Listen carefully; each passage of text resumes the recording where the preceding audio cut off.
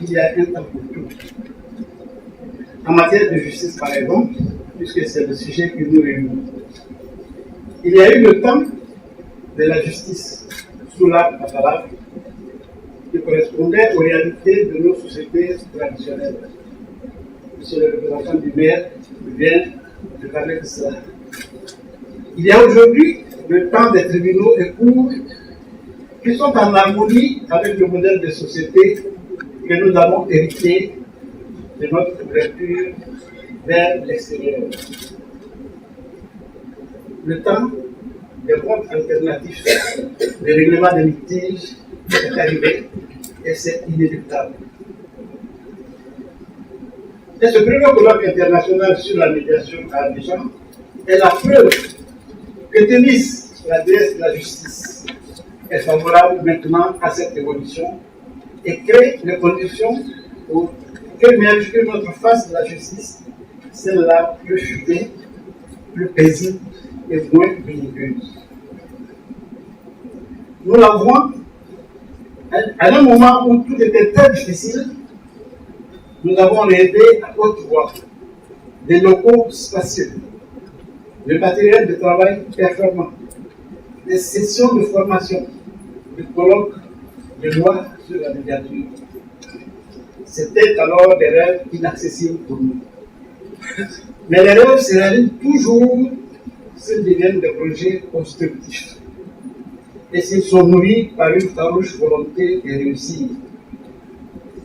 La CACI était dans cet état d'esprit et c'est ainsi, comme par enchantement, tout a commencé à se mettre en place grâce à deux rencontres décisives.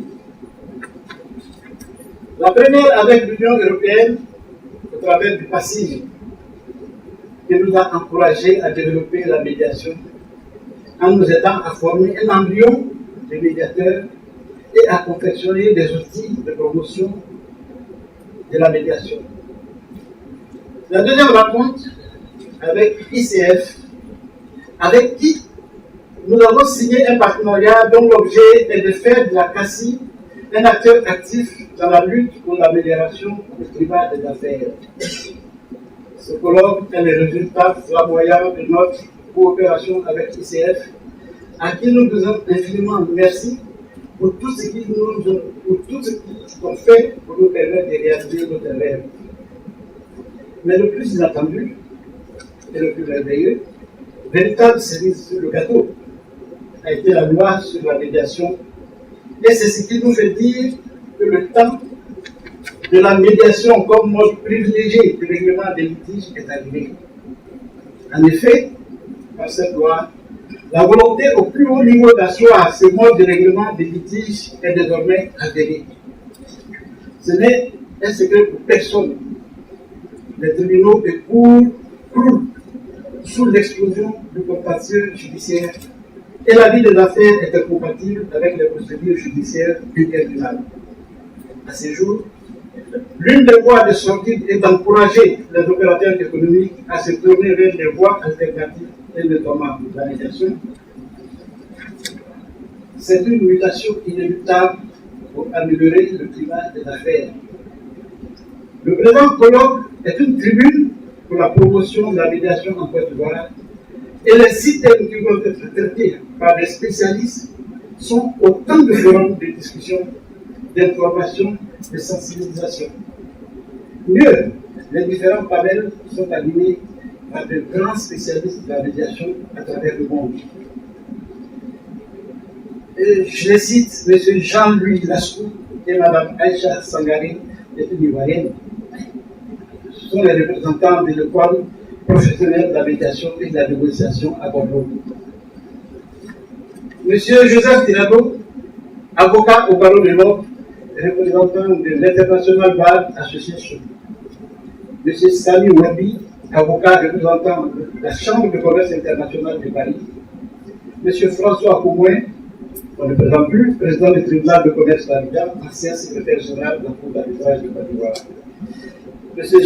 Mme Gisèle de Benoît, avocat au barreau de Genève, médiatrice professionnelle. M. Emmanuel Benjamin Walker, coordinateur national au programme d'appui aux au programme d'appui au commerce régional Bureau d'Afrique.